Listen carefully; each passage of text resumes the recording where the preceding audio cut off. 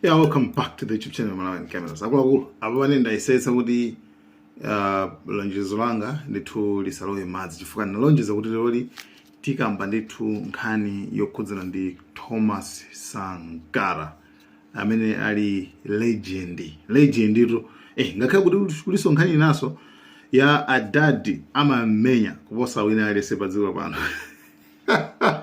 zamuvuta kukulucha kwa nkhani imene so ndikamba kweni I think made longo solemawa komanso I think so black next black teacher na yenso ndithu nkhani wa longo sola mukakaona ko next black teacher mopeza why nkulame ujampanga zimene zizi like amufinya kuku like amadzimva kuti yeyo basi mphamvu zonse yeye amamenya kuposana lesi. No, actually no man is on an island.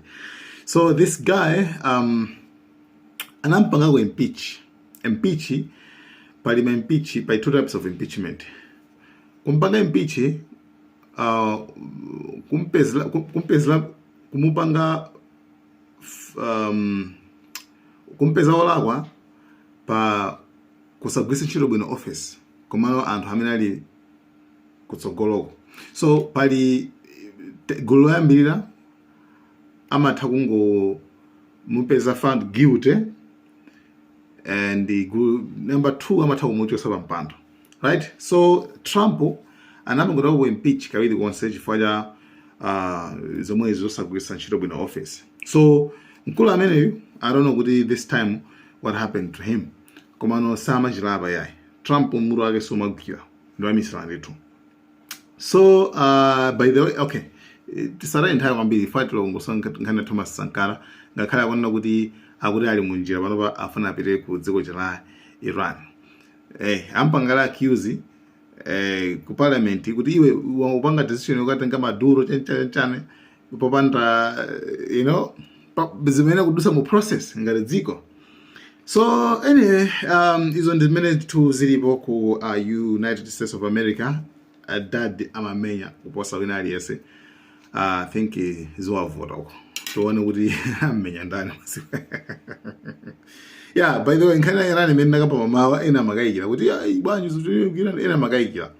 So yeah, I mean kumene mapanga verify ko nkhanizi I think nayeso wapangaso post so kuti yeah ku Iran ndithu kuliso guluso linaso limene likusapota boma. So that is a clear indication konna kuti mademo atako chifukwa kuti guli lisingatuluke pamene lina lilipo. That means kukhala kuphana, you understand? For mademo amene naophyelamu sizingathe kuti kutulukesa mademo so yenaso sapota so boma kuti mumva so nkhani naso kuti anthu aja akulana akuphanyana komano amadi adiga kuti akhale chete then afterwards pamene atuluka. So ngati pali confirmation ngati mwadziwa kwinako ngati akuwuzani sona asimikiza kumene mafana asimikizeko fa ili nakufoto kozani ena makayira kuti kuyani tuma demo yes ata. So ngati alipo ndi kuti it's just yeah komano kwambiri kwake season ngati mmene zinali limoti. That's why umbono wako ndole kwatuluka mademo ena amene ali limodzi ndi yani ndi boma. So imene ibire imene tenti ngambe nkhani koza ndi Thomas Sankara amene ali legend amene. So ine ndi kupasana point akulu so ndidusa mwa mose kumano ndikupasana point akulu koma pakapezeka nthawi bwino bwino ndoti tipatsana ndithu mwa material. So Thomas Sankara munthu amene ndithu anabadwa ndithu muchaka pa 21 December msungedetero 21 December 1949 ndi amene anabadwa Thomas Sankara. So kuchoka 1949 ukafika 1966 amene iyi muchaka cha 1966 that means separate kwambiri apa 1949 kena kufika pa 1966 it's almost 17 years, right?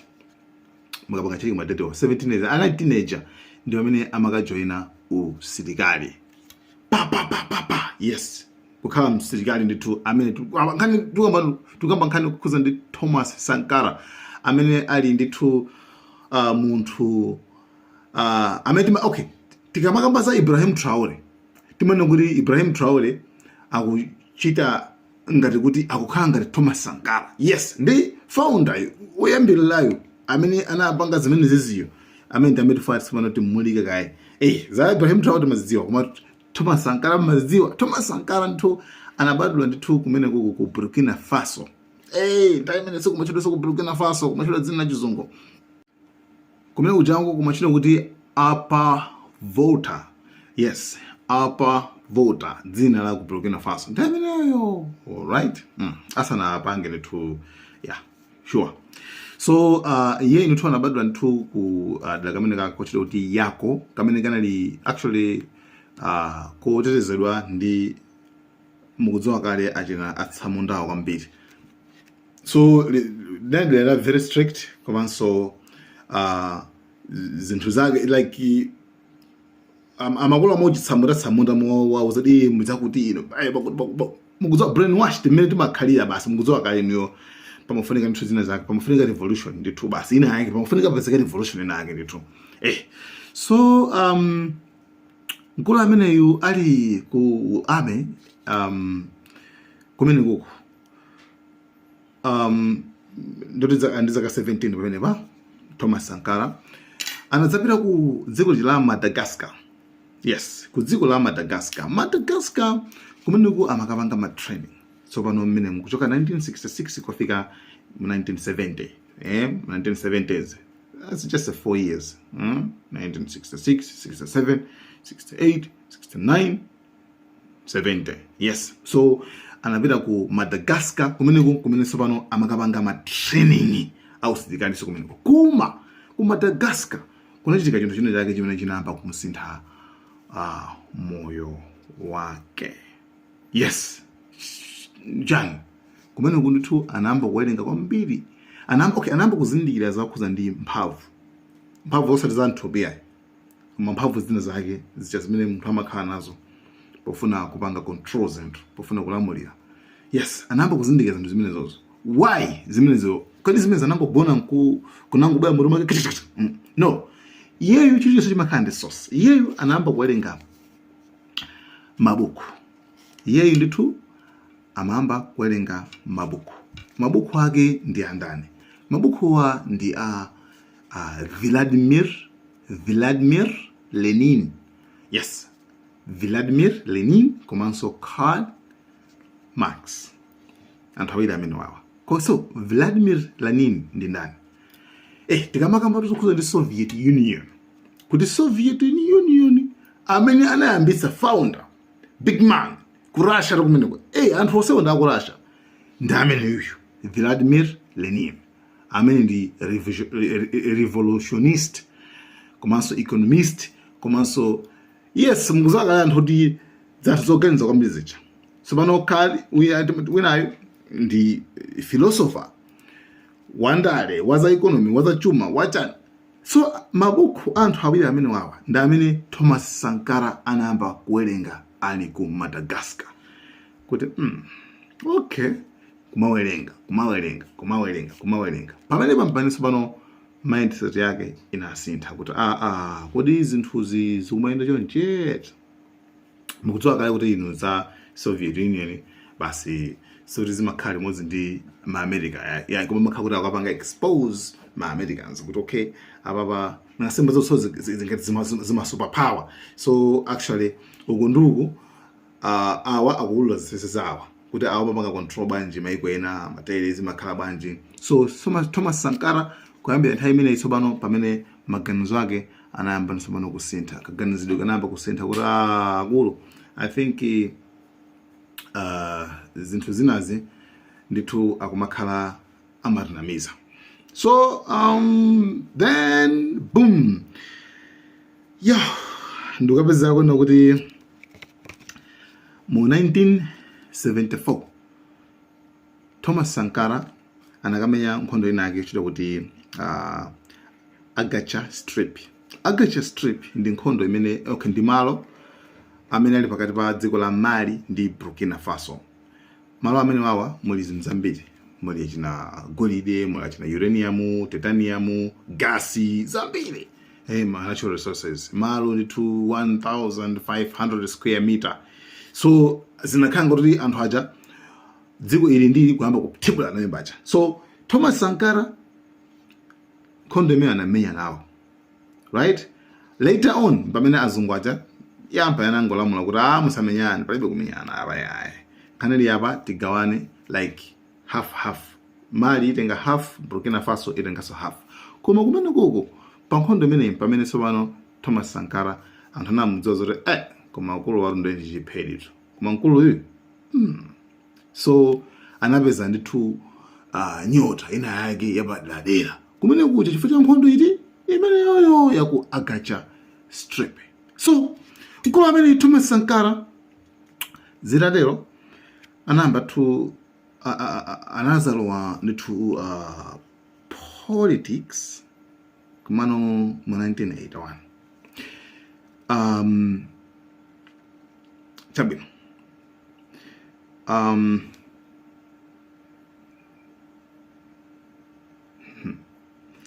yeah, okay, chabwino iyo ja anzakhala iranguta nkhondo yako Agacha Strip yeuja takapaka kuti anamuzindikira kuti munthu uyu ndithu ali ndi ndi walo kusharp kwambiri, ndi anazampasa tsopano udindo wa commando of the commanders. Anali commander tsopano, commander 1976 imene commander imene tsopano ku commander kumene tsopano amakumana ndi anthu atatu amene wamwasunga chifukwa I think wina ali ndi wina adakali moyo mpaka napano, wina adakali moyo kumando poita kwambiri zochitika zake. 1 Blaise Compaoré musunga amene fama ali moyo kale athawa kale panopa ndikuzane kwa imene athawira saliso ku Burkina Faso. Henry Zango komanso Jean Baptiste anthu atatu amene wawa. So iyeyu anajoina kuboma tinoti iyeyu anakhala ngati commander 1976 basi kumakha choncho kupeza nzake amene wawa komano ndi anali anthu kuti nthawi zambiri samafuna zinthu zoponderezana yayi, especially Thomas Sankara nthawi zambiri amafuna zinthu ziziyenda straight, even kumilitary kumweko amafuna zinthu ziziyenda ma straight. So iye uja anazaganiza kuti I think ababa kungokhala silikali yabe sokuti zinthu zingathandize kwene sokuti zingasintheke kwene chifukwa chani chifukwa kuti 1 even nkhondo ya Agacha Strip iye uja anayipanga blame, iye uja anayidzudzula kuti actually it was pointless, ndi nonsense, nkhondo yopusa kwambiri, timakangana ziyani ma Africans zotakhatoka zopusa izi kwambiri. Koma msilikali simadziwa anthu ambiri, msilikali ndi munthu mmodzi amene amangopanga follow my orders. Iyeyo amakhala ngati basi chimachini cha mphamvu chimene chikuyenera kugwiritsidwa ntchito basi. Msilikali owadadziwa zoti ndikupanga zinthu zolakwa, koma komanda akangoti yes iwe aliyense panganiza kuti asilikali amangoyenera kuti azithamangira kupanga zimene zazo. So silikali ndi silikali basi, komabe sikuti angakhale ndi power yopanga zinthu zina ndi zina ngati unless mwina ndiwe komando ndi ukusintha position. That's why asilikali amanda maboma kuti mawu amveke, otherwise asilikali amango ndachina yes bwana. So yeo jana kuti madu neyo nkhondo ya Agacha Strip ijayo ndikuiblame kumano kublame kwanga mawu anga sangapita patali chifukwa chani chifukwa yeah. So that means ndikuyenera join politics. So anajoina boma mu 1981 kumene angakhala ngati Minister of State, right? Minister of State. Anakhala ngati gangata udendo wa gangata wa uchisoda mpano. Anakhala udendo umene uja mboma. So at least zinchita chake chimakhala ngati kuti at least bolako kumabe something